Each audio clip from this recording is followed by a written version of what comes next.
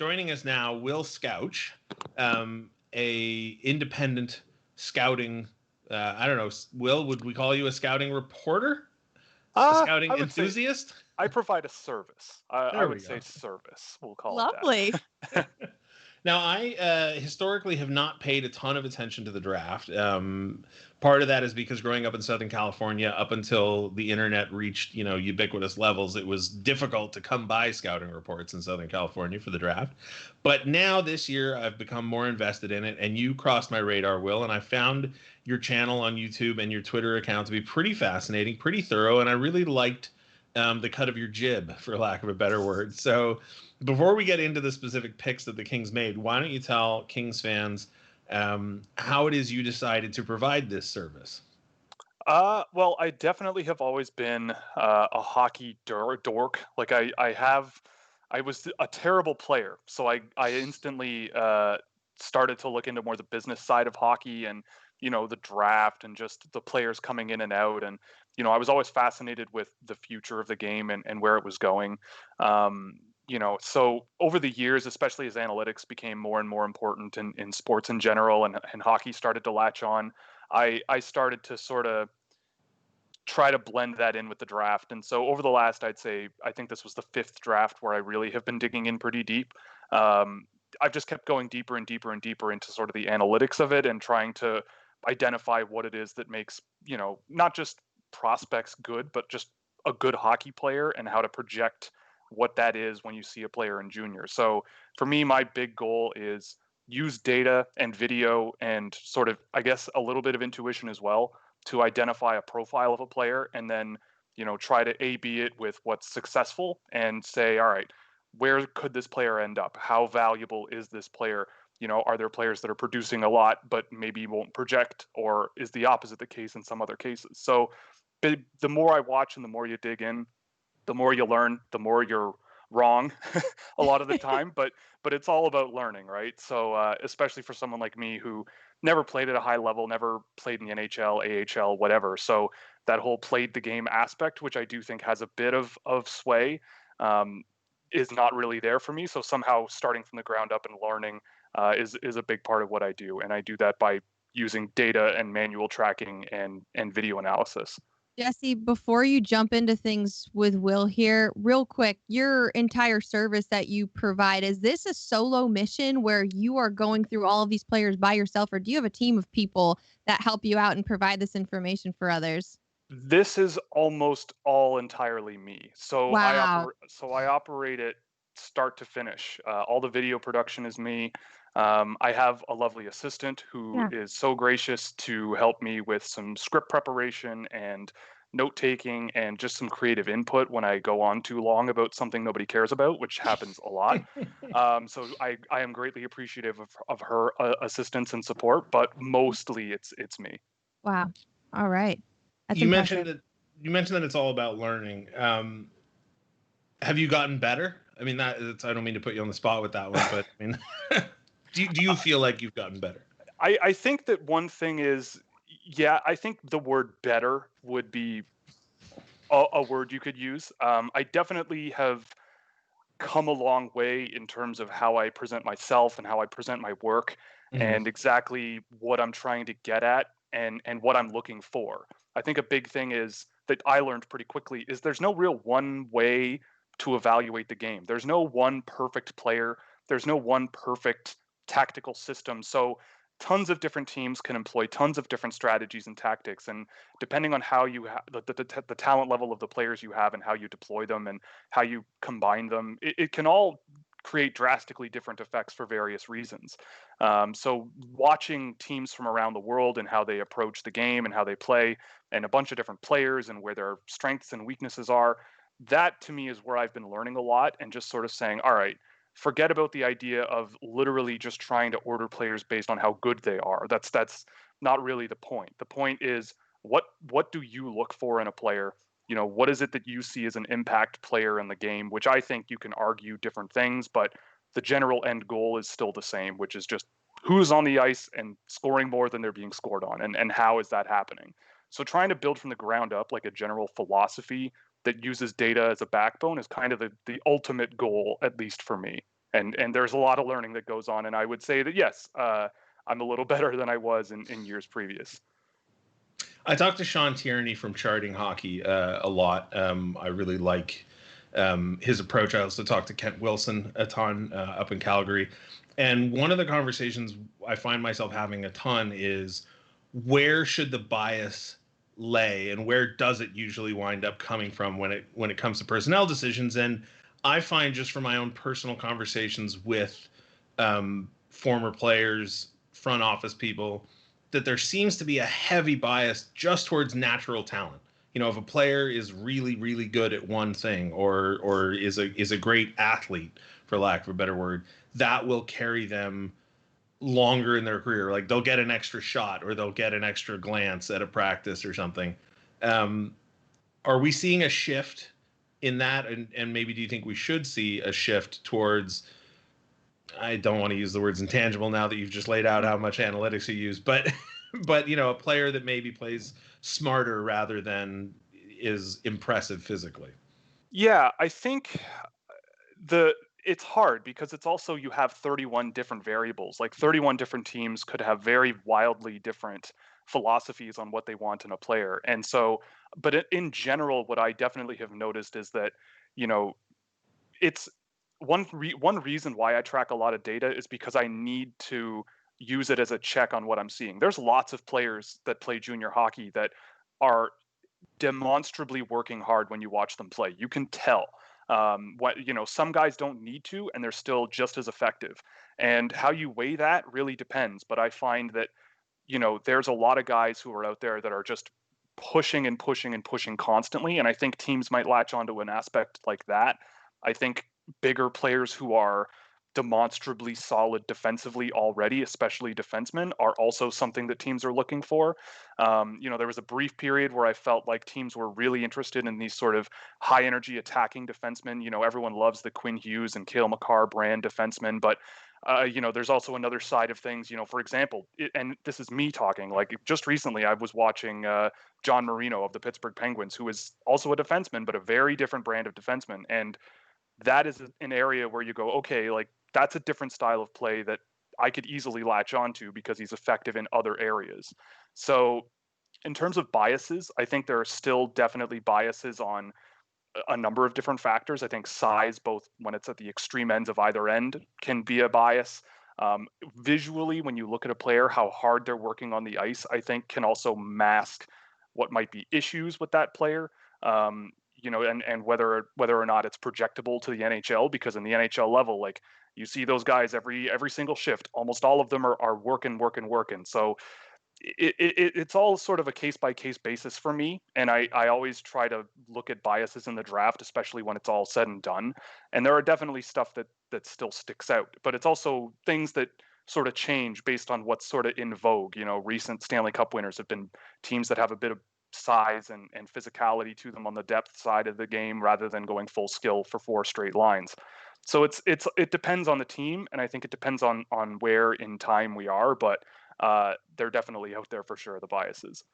All right, enough. Sorry, go ahead, Garland. Oh, I was just going to say, what's one of the most exciting changes that you've seen evolve over the years that you've been doing this and capturing analytics? You kind of described them all so differently. What to you is kind of the most thrilling one that you're like, oh, well, now teams are looking for this or this? Yeah. One thing I really have loved seeing a lot more of is defensemen being more engaged offensively. I did a little thing a year ago, I think. I don't think I published the work anywhere, but I took a look at the general statistical trends that were changing by position over the years, because everyone was wondering, hey, where's all this new offense coming from? The league they're scoring more, and where is it coming from? And forward offensive output has been relatively stagnant. If it's been increasing a little bit, but relatively stagnant. But the biggest difference that I found, at least per 60 minutes, was defensemen scoring points. It's a really interesting trend to see where you see defensemen who are more willing to jump up offensively, or at least more willing to focus more on puck distribution rather than, I just need to focus on playing defense. And there are players who I track who are very primarily focused on playing defense and just like what I would call like plugging holes in the boat as it sinks type players, like just Sure. trying to keep afloat. Stay at home. Yeah. Yeah, which to me, but it's more exciting to me where you say, all right, well, these guys are great skaters, great puck distributors, and they don't even have to play in the defensive zone as much. And they can jump in offensively. And with the responsible tactical system, they can have wingers or centermen that can cover for them at the blue line so you're not getting caught up in the offensive zone too deep. Those players also need to be mobile. Like the push for mobility and engagement from defensemen, I think, is the thing that's really been exciting to me. So that's definitely the biggest one, I'd say. That's awesome. Hopefully we're going to talk about a defenseman cut from that cloth and Helge Grans. We'll get to him in a second. Let's go ahead and dive into who the Kings took in 2020. That's why we had you on, although we had to ask you those questions. So let's start with Quinton Byfield, and I'm going to ask you an obnoxious question right at the top about Quinton Byfield, and that is, would you have taken him first overall if you had the opportunity? I think there would have been a conversation. I don't think the thing that I was saying leading into the draft is that if I was the LA Kings and I had first overall, I think there would be a discussion. But if I'm the New York Rangers, I think it was pretty clear that Laferriere was the right pick. I think he fits in with what they're trying to get at, and I think he fits in with where they're at as a developmental system. Whereas with LA, I mean, they're so fully loaded with talent for the future. Not everyone's going to work out, but they have enough in the chamber that's just ready to go, that they're probably not going to be a team that is in the basement for the next little while. They're framed pretty well. So I think with Byfield, I think he's a bit closer to NHL ready than some people might think, but that's only because the Kings drafted him. Like I'm not trying to say that I'm expecting the Kings to be a bad team, but I think they're a team that you have the right to sort of set your expectations a little lower for someone like Byfield and let him develop and let him learn, because there are things that he needs to learn, in my view. But you can give him that sort of that time and space to sort of learn and let the team sort of develop with him there. Because I watch him play with the Sudbury Wolves, and I mean, ideally, I think the AHL would probably be a position where I'd put him, but you can't. And I just get the feeling that in the OHL, he's just going to go back there and just run the table for the whole year, which how valuable is that? I don't know. But personally, I think sheltering him in the NHL, working with him to work out the issues that he has, and just sort of setting the expectations low and saying, look, we're a young team. We have some exciting guys, both a combination of high draft picks and guys who have worked their way onto the team one way or the other. And maybe we can work with that moving forward and not expect Quinton Byfield to be our number one center. But if it were me, there's a discussion to be had, I think. Who is the best player available in the draft? I think down the road, it's entirely possible Byfield is just as much of an impact player, if not more, than Alexis Lafreniere.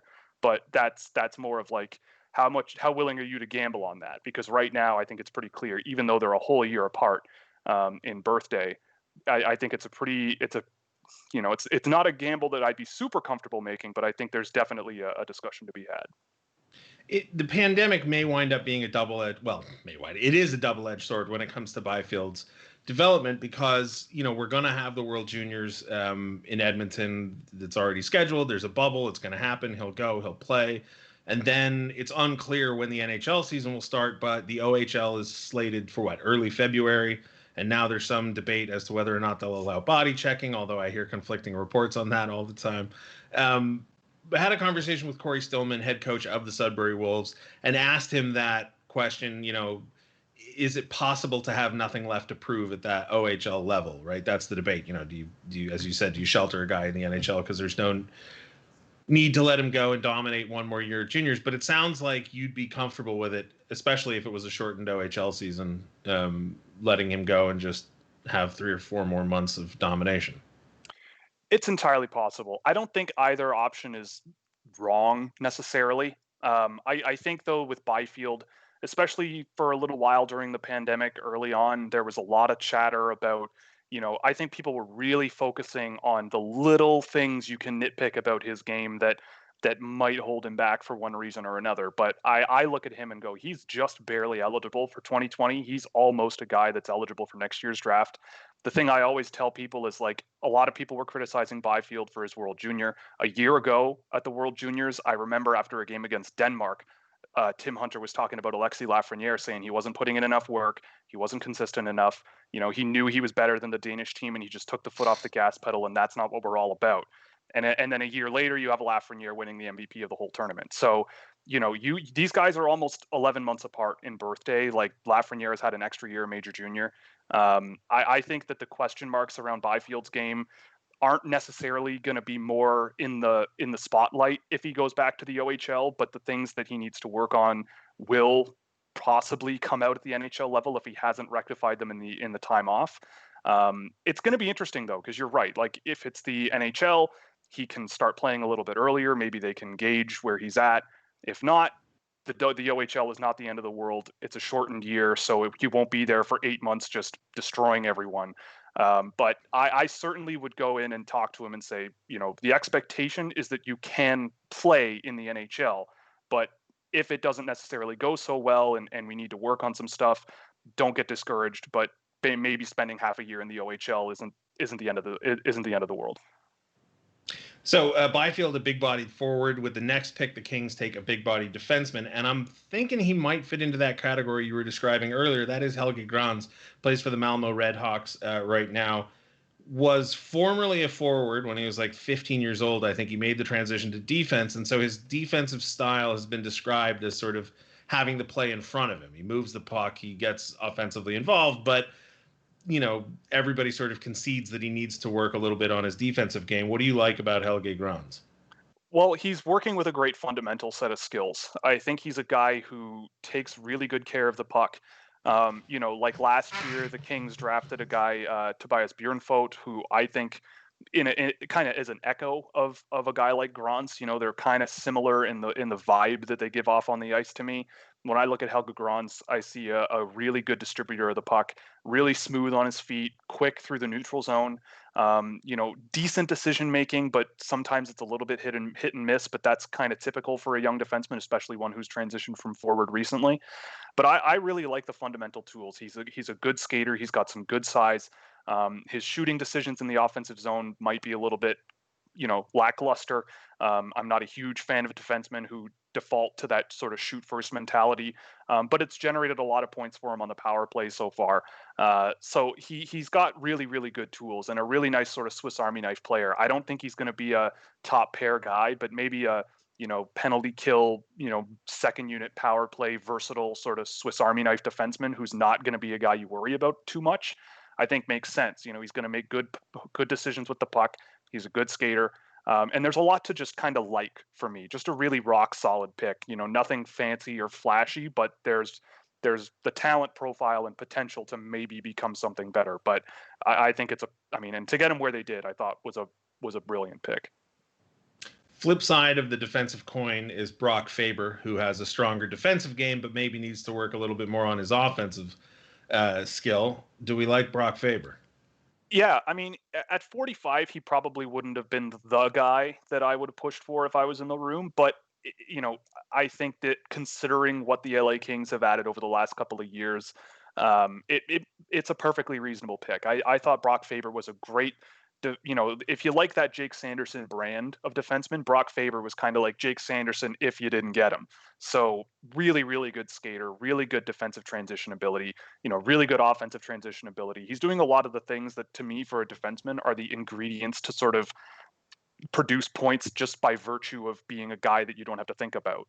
If he's the guy that's sending the puck into the neutral zone on a rush, which is something that he can do, and then gets himself a secondary assist here or there, which he did somewhat often this year, then that's something that you could definitely see out of him. But as a defense-first guy, like we're talking about defensemen where you don't really spend a whole lot of time in the defensive zone, Faber was often one of those guys. So that's something that I think is the modern sort of definition of a defensive defenseman rather than someone who's just going out and crushing guys and getting pucks back. It's more about transition play, possession of the puck, and just sort of taking care of the puck. And he does that very well for sure. The Kings drafted a lot of Scandinavian players this year, and they've been sort of trending in that direction. Brock Faber, obviously American, heading to Minnesota as soon as that season begins. I saw a tweet today said their schedule's out now, so we'll get to see him in a NCAA season. But I'm curious if where a prospect can play the following season would influence your decision on where to take them. Like a guy like Byfield, you're limited, OHL or NHL, but a guy like Faber, could play at the AHL, he could play at the NHL. Yes, that matters to me. I don't like when I do evaluation, I kind of focus primarily on how they're playing, but it definitely is context. So, is Quinton Byfield less valuable because he has to go back to the OHL? I would say no, but I definitely see the advantage of a longer runway drafting college guys and European players or Russian players where you can hold on to their rights and see what they turn into for a number of more years and then make a decision then. So when I look at the draft, I go, okay, well, Helge Grans, he might not be NHL ready in a year, maybe not even 2 years. But if he, at least at that point, if you think he's not quite ready to come over to North America in 2 years, you can take another 2 years to think about it.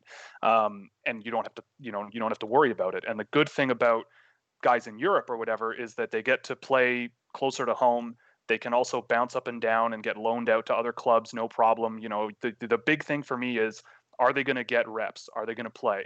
And to me, in junior hockey, for sure, they're going to get reps. Like a lot of these kids are going to play big minutes in the OHL or the QMJHL. But European guys and college guys, they get to play either against other pros, some of whom who have been in the NHL before over in Europe or in Russia, especially.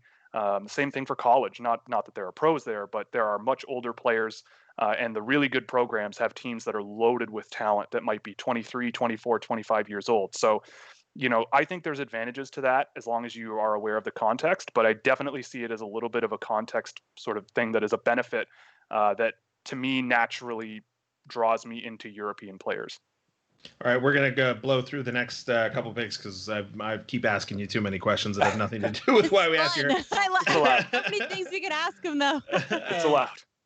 Kasper Simontaival from Finland. We spoke to Krister Kasarainen from Finland, asked him if he were GM of the Kings, which of the Finnish prospects he would take. He tagged Kasper Simontaival. So what do we need to know about him?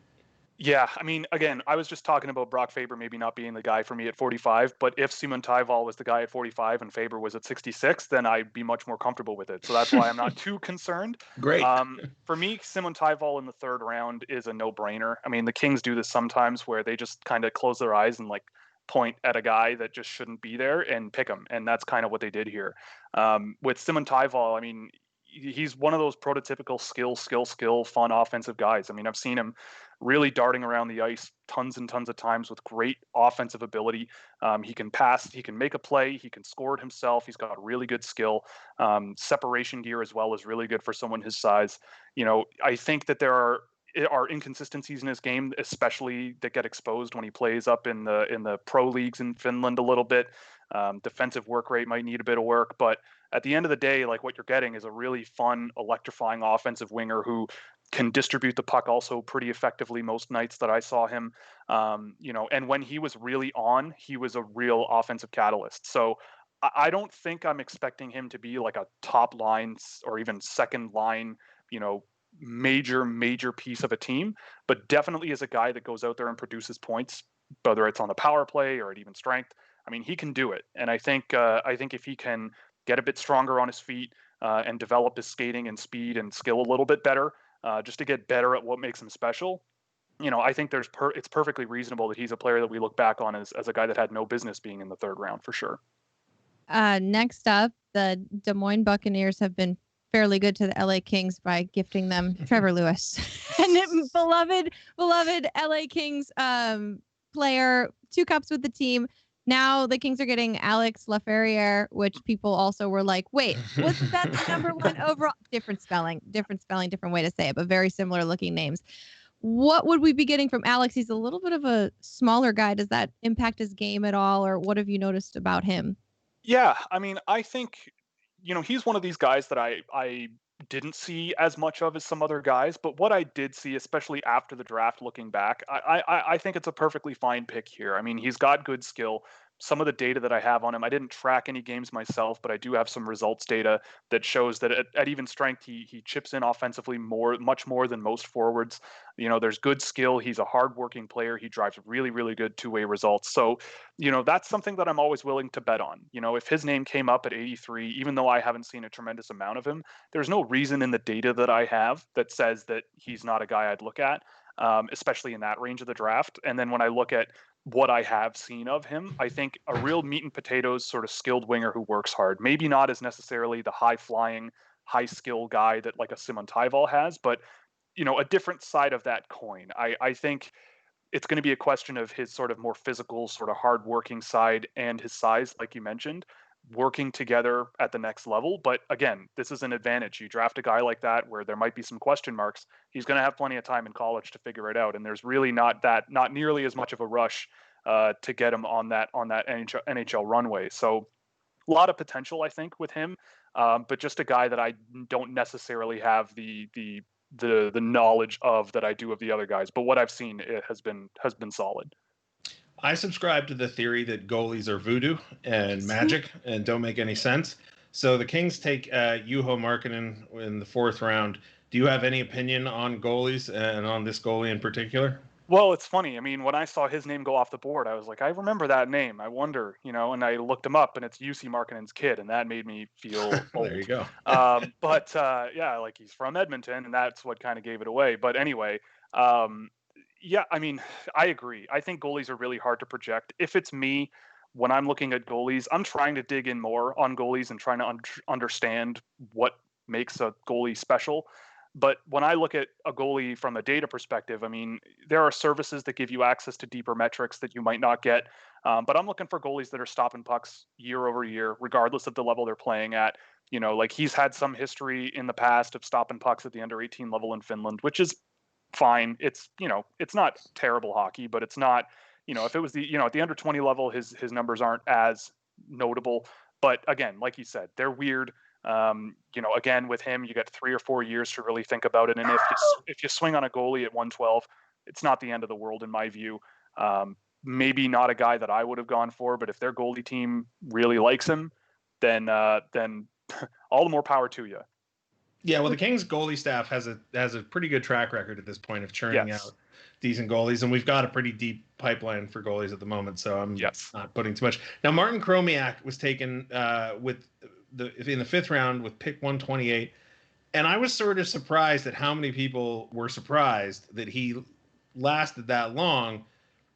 I mean, I don't know anything about the kid, but do we really know anything about anybody when we're this deep into the draft? It's funny. I mean, Martin Chromiak is a guy that I did a bunch of data on and did a video report on because he was one.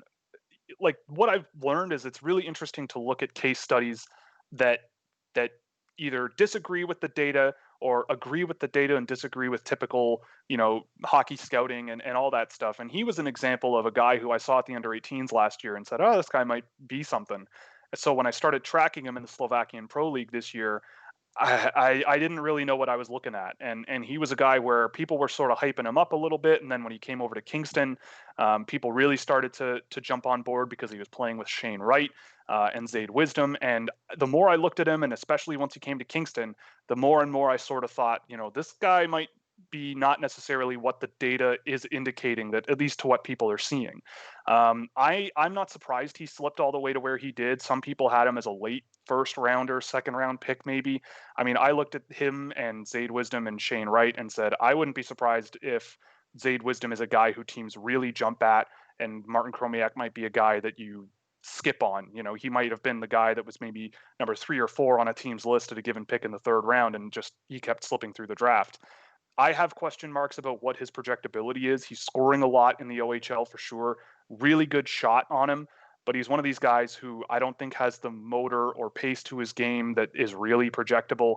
I think maybe he could learn that one day. He's very young, and he's definitely playing with some great line mates in Kingston. But yeah, I mean, it's a good swing to take at 128. I can't really complain. But yeah, probably not particularly surprised he was available at that slot based on what I saw and what I tracked. That was always one of the reasons I sort of hedged off of paying attention to prospects, because there'd always be a guy playing with Eric Lindros or Sidney Crosby or Vincent Lecavalier, whoever it was, that put up a ton of points, and you'd go, right, but he's playing with Sidney Crosby. Yeah, I mean, it's not all bad with him. Like, there are some tools that I think will work, and I think there is a very specific role in the NHL that he could play, but he's playing that role in the OHL already. And it's like, I usually question guys who play role players' roles in the NHL in junior. You know, it's sort of like you could become a very effective player in that role in the OHL, but then when things get ratcheted up, that's when you might fall behind a bit. Like I feel like his pace and overall sort of work rate, especially in his own end, just it needs to come a long way. Some of the games where I was left just really wishing the game hadn't gone the way that it did were games that I tracked of Martin Chromiak, just games where he was getting benched in the Slovakian Pro League for just not really seeming like he was doing much. But you know, when Shane Wright gets him the puck in the offensive zone for Kingston, he is really good at putting it in the net, and so that's a good thing. And as a guy who's a dangerous shooting threat from pretty much anywhere, he can do it. But there's a lot of things that need to happen in order to get him in that position, and a lot of those things he doesn't necessarily do particularly well, according to what I've seen and tracked. Well, plenty of time for him to get better. Yeah, that's the other thing. Yeah. We're down to our last two picks. Ben Meehan, defenseman, taken also in the 5th round. Thoughts on Ben? I actually saw a bit of him this year. He didn't play a full year, but I think what was really interesting about him is his play with the puck, and it's similar to, you know, that thing we're talking about with defensemen, where it's about puck protection and puck distribution. You know, he's really shifty on his feet. He's one of these moments. He's one of these guys where I believe someone coined the term for me, glitter player, where you're looking at a specific player and someone else catches your eye like multiple times in a game, and it always happens to be the same guy. And for me, that in a couple of games that I saw where Cedar Rapids was playing, Ben Meehan stood out, you know, faking out opponents, opening up the ice, especially in the offensive zone. Those were all things that I felt that he did really well. So, you know, again, in this range of the draft, I know he had his fans out there. And I mean, the LA Kings have done a great job drafting. And if they see something in there that they think they can develop, I totally also could see it. I didn't take a huge look at him, but this is not just some guy. I think he, for a 2001 defenseman, I think he's going to be an interesting one to keep an eye on. He's going to a really interesting program in Lowell, so we'll keep an eye on him. But definitely a really shifty guy with the puck, can be really deceptive and sort of distribute the puck in a creative way that is hard to find. So maybe there's something they can work with that. But yeah, I mean, in this range of the draft, you're kind of just taking a guy you like and hoping for the best. And finally, we've got another Finn and another winger in Atu Jamson. Any thoughts on this 7th rounder? Well, he was the one where I can't remember if I mentioned it because I live streamed during the entire draft, and at the end of the 7th round, I was almost in tears. But yeah, we were all waiting I was for it watching, to be done. Yeah, but when I saw his name go off the board, I mean, I was kind of surprised. I mean, I was not surprised that it was the Kings and that they've done their homework and taken a look at this guy, but he was a guy who came up late in the year because, you know, I had noticed that he was an overwhelming scoring leader in the under 18 level for Finland, but, you know, didn't get a chance to play at the under 20 level. And I thought, you know what I saw of his games at the under 20 level, maybe someone takes a swing on this guy. He's a big power forward, but has some good skill, really determined with the puck on his stick. And he sort of just imposes his will on the opponent. And it seems to have translated to the under 20 level this year because he is, I think, among the league leaders, or at least he should be, you know, almost scoring 2 points a game in that league, which for a guy born at the end of July almost shares a birthday with me, actually. He's a guy who, once he fills out his frame and gets stronger and plays the way that he does, he might be an interesting sort of power winger. For the Kings, maybe. He's a bit of a long shot, but I mean, if you're at 190th overall and you're looking for a long shot, he's probably one of the more under the radar good bets to make. And I was happy to see him get picked because what I had seen out of him seems to be pretty positive. And then at the end of the year, or at the beginning of this year, I should say, he's translated that to the under 18 or under 20 level beautifully, at least so far. So it sounds like you are generally quite positive about the haul the Kings took in the 2020 NHL entry draft. Oh yeah, I think they had one of the better drafts in the league. I mean, you know, I think they went for less, I would say, like flash than they have in prior years, but I think they went quietly very effectively. You know, Grans and Faber in the 2nd round. I think at least one of those guys is going to be a serviceable defenseman. I would be surprised if that wasn't Helge Grans. Byfield is a no-brainer. I mean, there's not much else to say about him. Simontaival and Laferriere are swings that are, you know, there's upside there. There's potential. And the rest of them, who knows? I mean, if you get a goalie, great. Chromiak, if he can round out his game a little bit, great. And Meehan and Jamson, who knows? I've seen things out of both of those guys that I like.